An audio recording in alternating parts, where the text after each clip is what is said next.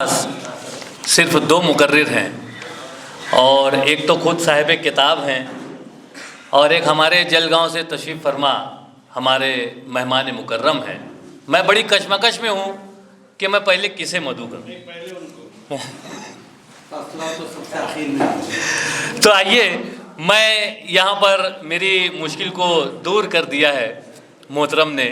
میں چاہوں گا کہ ان مصروں سے میں عبدالکریم سالار صاحب کو آواز دوں کہ نئی بارش کا پانی چاہتا ہوں، نئی بارش کا پانی چاہتا ہوں، نئی صبحیں سہانی چاہتا ہوں، نئے روشن دانوں کی آرزو ہے، میں دریا ہوں روانی چاہتا ہوں۔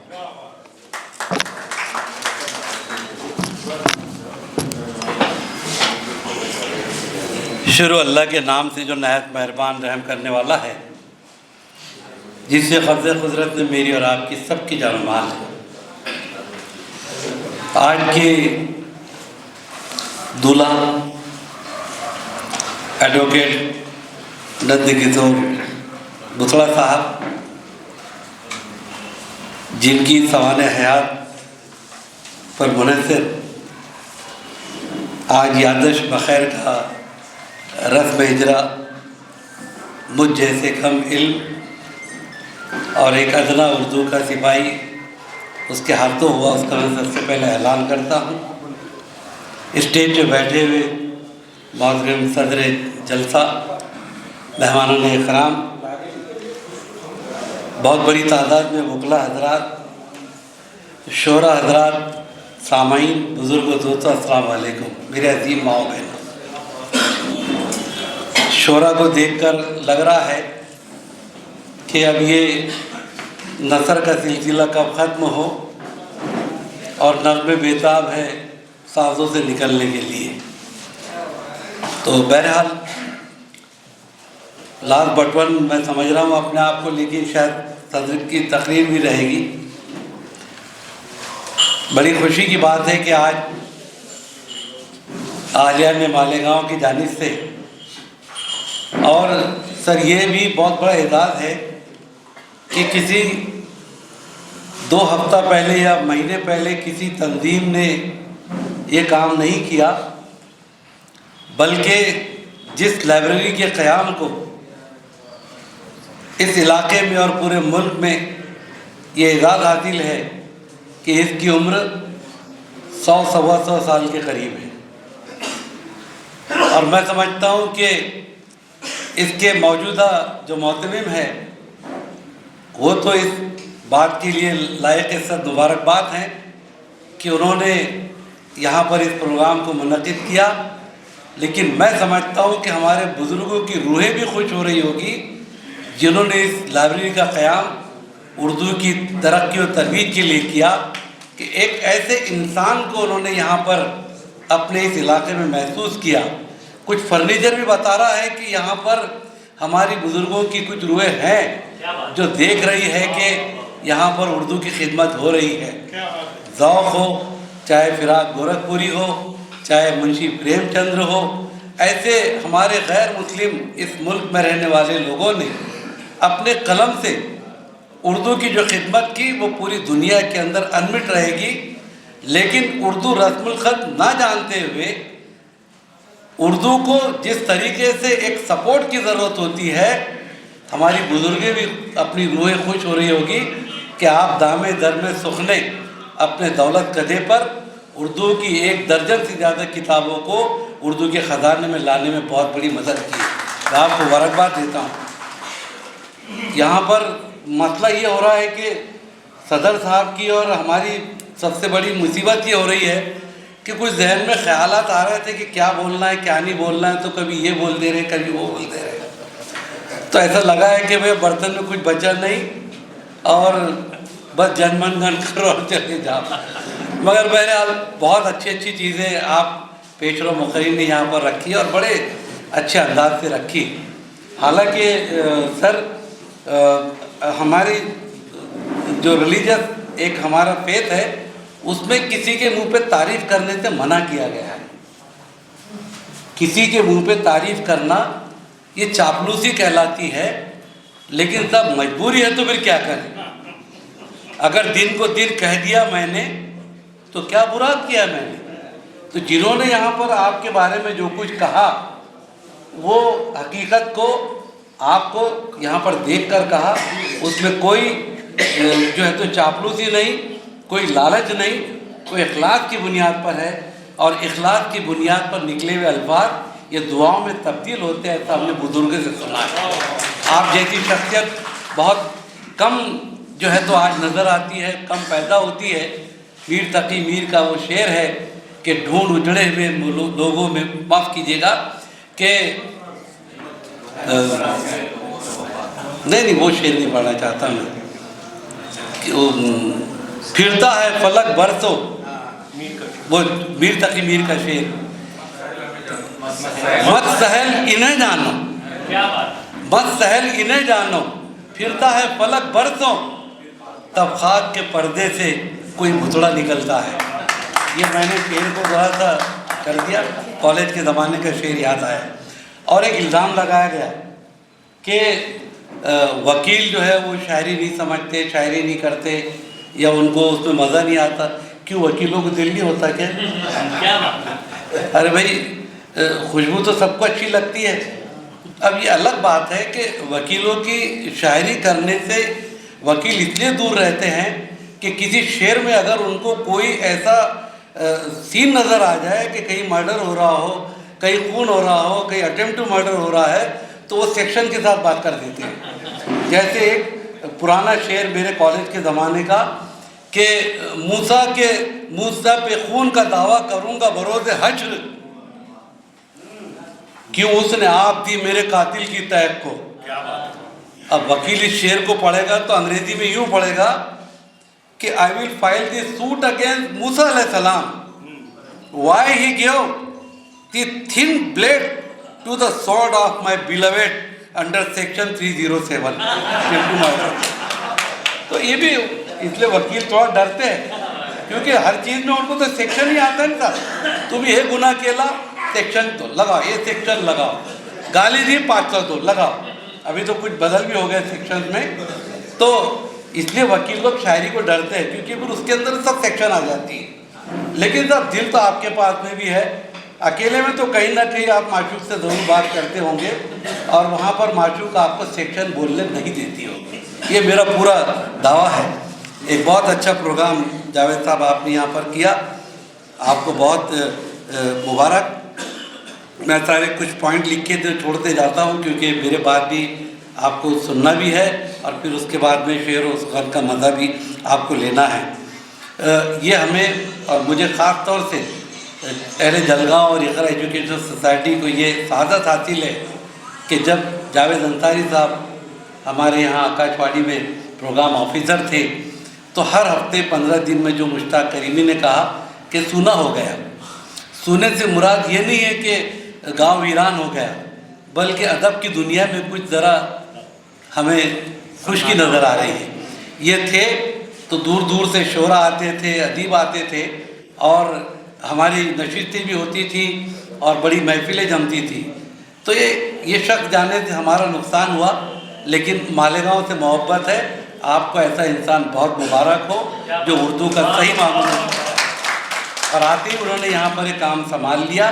ان کے جانے سے جو خلا ہوا ہم ان کو بلاتے رہتے ہیں اور وہ بھی ہمارے لیے آتے رہتے ہیں. ہمیں فخر اس بات کی ہے کہ ہمیں یہ سعادت ملی کہ جب بھتڑا صاحب جلگاؤں آئے اور جب ہم نے ان کی اردو کی محبت دیکھی اور ہمارے جاوید انصاری صاحب سے سب کچھ معلومات لی تو آئی ایم پراؤڈ ٹو سے کہ ہم نے آج سے کئی سال پہلے ان کی اردو کی محبت کو پرکھا, دیکھا اور اقرا ایجوکیشن سوسائٹی کی جانب سے آپ کی خدمت میں اردو دوست کا ایوارڈ 15-16 سال پہلے وہ اس وقت ہم نے کیا, لیکن آج نہیں معلوم تھا کہ اتنا کچھ معلوم پڑے گا.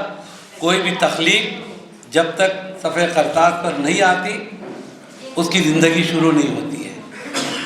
تخیل میں بہت کچھ انسان دیکھتا ہے, بہت کچھ سوچتا ہے, لیکن جب تک وہ تخلیق کاغذات پر نہیں آتی, جب قلم سے اس کے جو ہے تو الفاظ نکل کر کاغذ پر نہیں آتے, تب تک اس کی زندگی شروع نہیں ہوتی. اور وہاں شروع ہونے کے بعد جب وہ پیدا ہوتی ہے, سماج میں آتی ہے, زمانے میں آتی ہے, تو پھر اس کی گہرائی کا، اس کی گہرائی کا، اس کے معیار کا جو ہے تو پیمانہ نقاد اور مفسر حضرات لگاتے ہیں۔ ایسا ہی کچھ معاملہ ہمارے صاحب کا ہے جنہوں نے مراٹھی میں لکھا، دنیا پریشان ہے کہ مراٹھی کتاب کا نام یادش بخیر۔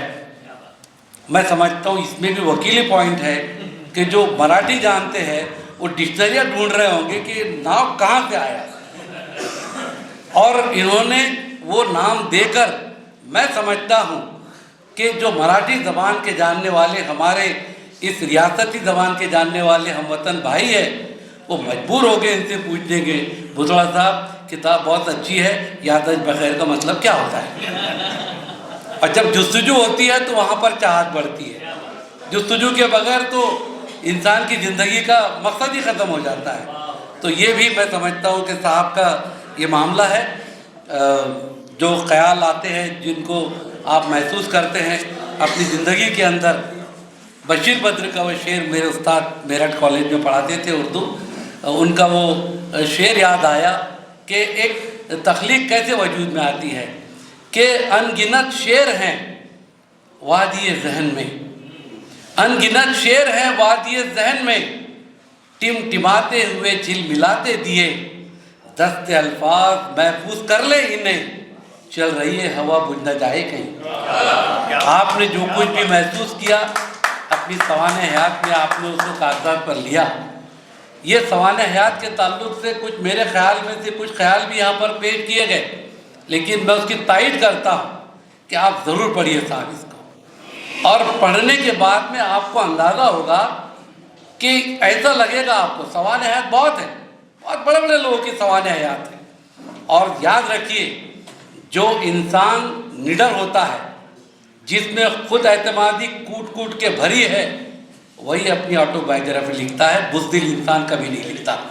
کیونکہ سوانح حیات میں جہاں اپنے بہت سارے اچھے کام، کچھ ایسے عمل ہیں جو کہ اچھے ہوتے ہیں، اس کے ساتھ ساتھ اپنی زندگی کے وہ حادثات، وہ کمزوریاں، وہ کمیوں کا بھی اعتراف کرتا ہے۔ اور ہمارے اندر یہ ایمان ہے صاحب کہ جو انسان اپنے کمیوں کا، اپنی غلطیوں کا، اپنے گناہوں کا اعتراف کرے، اللہ اس کے گناہوں کو معاف کرتا ہے۔ آپ کی سوانح حیات میں آپ نے کئی جگہ بہت ساری چیزیں لکھی، بہت سارے لوگوں نے اس کے اوپر کہا بھی، کچھ لوگوں نے اپنے مضامین کے اندر اس کی طرف اشارہ کیا، لیکن میں آپ سے گزارش کرتا ہوں کہ اس سوانح حیات کو پڑھیے، سوانح حیات کو پڑھیے، آپ محسوس کریں گے کہ آپ کے سامنے جو تخیل کے اندر ان کی سوانح حیات میں جو کردار سامنے آئیں گے، میں دعوے سے کہتا ہوں کئی واقعات میں محسوس ہوگا کہ وہاں بھوتڑا جی نہیں، آپ کھڑے ہیں۔ دیکھیے گا، ایسا لگے گا آپ کو کہ کہیں تو بھی میرے ساتھ بھی زندگی میں یہ عروج و زوال، یہ نشیب و فراز کا دور کیسے گزرا، کیا گزرا، اور کیسے اس انسان نے اپنی پوری ہمت کے ساتھ اس کا مقابلہ کیا، ان حالات کا مقابلہ کیا۔ میں ان کے گھر پر کے پروگرام پہ ایک بات ان کے اہل خاندان کو دلی مبارکباد دی، یا جتنے بیٹھے ہیں صاحب، میں ذمہ داری سے کہتا ہوں، کوئی شاعر ہے، کوئی سوشل ورکر ہے، کوئی قائد ہے، کوئی رہنما ہے، کوئی رائٹر ہے، یہ سب لوگ جو اپنی عظیم زندگی کے اندر عظیم کارنامے انجام دے رہے ہیں، ان میں بہت کم لوگ ہیں جس پہ ان کا خاندان ان کے ساتھ میں ہو۔ آپ خوش نصیب ہے کہ پورا خاندان آپ کے ساتھ اردو کی خدمت کے لیے سپورٹ کرتا ہے، ورنہ آج کل تو ایسا عالم ہے کہ اگر کوئی بزرگ اپنی دولت غریبوں میں تقسیم کرتا ہے، یتیموں میں تقسیم کرتا ہے، تو آج کی یہ واٹس ایپ والی اولاد کہتی ہے بڑے میاں پاگل لوگ ہیں، دولت لٹا رہے ہیں۔ لیکن آپ کے اہل خاندان نے جو سپورٹ کیا آپ کو، اللہ کرے ہم سب کو وہ سپورٹ مل جائے، کیونکہ کسی بھی مشن کی کامیابی اسوہ محمدیہ میں ہم مانتے ہیں کہ اہل خانہ کا ساتھ دینا، اہل خاندان کا ساتھ دینا، یہ بہت ضروری ہوتا ہے، یہ اس کی سنت ہے۔ آپ کے خاندان کے لوگ واقعی میں بہت زیادہ قابل مبارکباد ہیں، جو آپ کو ایسے دور میں، جس کے تعلق سے بہت لوگوں نے یہاں پر اپنے خیالات کا اظہار کیا کہ جو ہوائیں چل رہی ہے اس کے اندر آپ اس طرح کا دیا جلا رہے ہیں۔ اللہ کرے یہ دیے کو اللہ تعالی ہمیشہ اس کو حفاظت میں رکھے، آپ کی عمر دراز ہو، آپ سے لوگوں کو جو ہے تو باقی کی چیزیں ملتے رہے۔ میں مختصر میں بس اتنا ہی کہوں گا کہ بسوا جی جو ہے وہ پیشے سے وکیل ہے، اور وکلا حضرات مجھے معاف کریں، بغیر پیسے کے آپ کھڑے نہیں رہتے بولنے کے لیے، لیکن جتنے لوگ یہاں کھڑے ہوئے آج ان کی تقریریں سن کر لگا کہ نہیں، وکیل بھی ایسے ہیں جو بغیر پیسے کی بھی بول سکتے ہیں، اور بغیر پیسے کے بغیر فیس کے بولنا یہ آپ کے دل میں ان کی محبت آپ پر حاوی ہوئی، اس لیے آپ نے اپنے پیسے وغیرہ کا نہیں سوچا، اور یہاں پر اپنی باتوں کو منوانے کے لیے جو آرگومنٹ کیا، میں صدر موصوف جج صاحب سے کہوں گا کہ ان سب کے لیے آپ تالی بجائیں کہ انہوں نے بہت اچھے طریقے سے اپنا کام کیا۔ آخر میں ہمارے ریاض بھائی کا شکریہ ادا کرتا ہوں۔ اس سے پہلے بھی میں نے کہا جتنے لوگ یہاں پر بیٹھے سب صاحب علم ہیں، سب ادب سے وابستہ ہے، ہر چیز کی معلومات رکھتے ہیں۔ میں آپ کے سامنے ان باتوں کو کیا کہوں، کبھی مراٹھی کے ایک پیراگراف کا اردو میں ترجمہ کر کے دیکھیے، آپ کو احساس ہوگا کہ اس شخص نے کتنی اپنی جان نثاری کے ساتھ اس کتاب کا اردو میں ترجمہ کیا۔ بہت ساری زبانوں کا اردو میں ترجمہ کرنا بہت آسان ہے، لیکن مراٹھی کا ترجمہ کرنا دو قطبین کو ملانے کے برابر ہے۔ آپ دیکھ لیجئے گا اتنے اچھے انداز میں کیا کہ ان الفاظ کو ہو بہو اس کا ٹرانسلیشن نہیں ہو سکتا ہے، لیکن اس الفاظ میں جو مراٹھی کی لائن میں اس پر جو مغز ہے، جو اس کا جو حاصل مقصد ہے، اس کو آپ نے اردو زبان کے اندر لیا، اس لیے میں آپ کو مبارکباد دیتا ہوں۔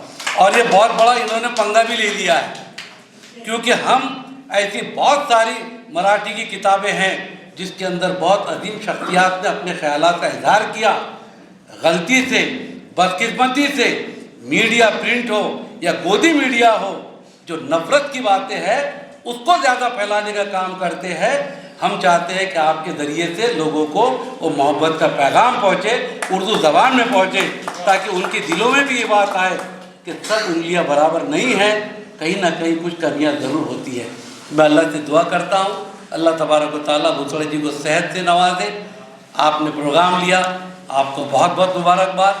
ہرچند کہ میں کوئی بہت بڑا یہ نہیں ہوں انسان، لیکن آنے کا ماحول نہیں تھا، کنٹینیو سفر، لیگامنٹ کا دکھنا، اور آج صبح سے میں نے کھانا بھی نہیں کھایا تھا، لیکن آپ کی پیٹھ کے پیچھے میں نے جا کر اپنا کام کر لیا، میں نے کر لیا اپنا کام، اور میں بھی ریچارج ہو گیا۔ اب جانے کے لیے 3-4 گھنٹے کوئی تھکاوٹ نہیں ہوگی، یہ صرف اس لیے کہ ان کی محبت میں ایک آدمی ٹھیک ہے نا، ایک وقت کی روٹی نہیں ملے گی، مل جائے گی، کہاں جائے گی، لیکن صاحب ذرا سمجھیے کہ ایک آدمی آج اس زمانے کے اندر جو اردو کو مٹانے کی بات کر رہے ہیں، جنہیں اردو بازار نام پسند نہیں آتا، ایسے لوگوں کے سامنے یہ اپنی ہمت کی تلوار لے کر ان کو چیلنج دے رہا ہے کہ آؤ تم اردو کو مٹانے کی بات کرتے ہیں۔ اردو کسی کے باپ کی زبان نہیں، اس ملک کی زبان ہے، میں ان کی حفاظت کے لیے یہاں پر کھڑا ہوں۔ آپ نے بہت واقعات بتایا، میں بھی کچھ واقعات بولنا چاہتا تھا، لیکن ایک واقعے کے اوپر میں اس شخص کی تعریف منہ پہ نہیں کرنا چاہتا تھا، پیچھے ہم نے بات کی ہے۔ ایسا واقعہ آپ کو بتا کے میری بات ختم کروں گا کہ شاید آپ کے وہ ذہن و گمان میں بھی نہیں آئے گا کہ کیسا دنیا کے اندر ایسے حادثات ہوتے ہیں جو ہمارے سامنے نہیں آتے ہیں۔ اس میں لکھا بھی نہیں انہوں نے۔ سنر کے پاس، ناسک کے پاس سنر میں سوامی نارائن مندر کا واقعہ، آپ گورنمنٹ کی طرف سے تھے اور ایڈوکیٹ قاضی آپ کے دوست وہ مندر کی جانب سے دفاع کر رہے تھے۔ گورنمنٹ نے، کارپوریشن نے وہ مندر کی بڑی عمارتوں کو توڑ کے پورا اس کو نیست و نابود کر دیا۔ ان مندر ٹرسٹ کی طرف سے ایڈوکیٹ قاضی صاحب کھڑے اور سامنے ان کے مقابل میں بسوا صاحب تھے۔ لوگ ایک بات دھیان میں رکھیے گا کہ سوانح حیات میں کچھ چیزیں چھوٹی ہے، انہوں نے اس کو سمجھا نہیں۔ ہم آپ کو بتا رہے ہیں کہ آج اس کی ویلیو کیا ہے، کہ جب وہ جہاں کر کے انہوں نے پوری ایمانداری سے اپنا کام کیا، اور ایڈوکیٹ قاضی صاحب نے بھی ایمانداری سے اپنا کام کیا۔ یہ ایک معمولی سا واقعہ لوگوں کو نظر آئے گا کہ 2 وکیل اپنا کام کر رہے تھے، قاضی صاحب جیت گئے، اس ٹرسٹ کو گورنمنٹ کو کمپنسیشن کے ساتھ وہ عمارتیں بنانے کا جرمانہ ہوا، ہرجانہ ہوا۔ جب وہ جیتے تو سب سے پہلی مبارکباد بسوڑا صاحب نے ان کو دی۔ مجھے بتائیے، اگر کوئی ہار جاتا ہے تو کیا دل سے مبارکباد دینے کو آگے بڑھتا ہے؟ یہ آگے بڑھے۔ میں سمجھتا ہوں انہوں نے پیغام دیا ان ملک کے ان لوگوں کی طرف کہ تم مسجدوں کے نیچے مندر تلاش کر رہے ہو، ایک مسلمان مندروں کو بچانے کے لیے لڑ رہا ہے۔ یہ میسج انہوں نے دیا، اور اسی میسج کو لے کر بسوڑا جی جیسے لوگوں کو ہم کو سنبھال کے رکھنا ہے۔ اللہ تعالیٰ ان کی عمر میں برکت دے، ان کے اہل خانہ کو اچھا رکھے۔ آپ نے بلایا، عزت دی، بہت بہت شکریہ۔ اللہ حافظ۔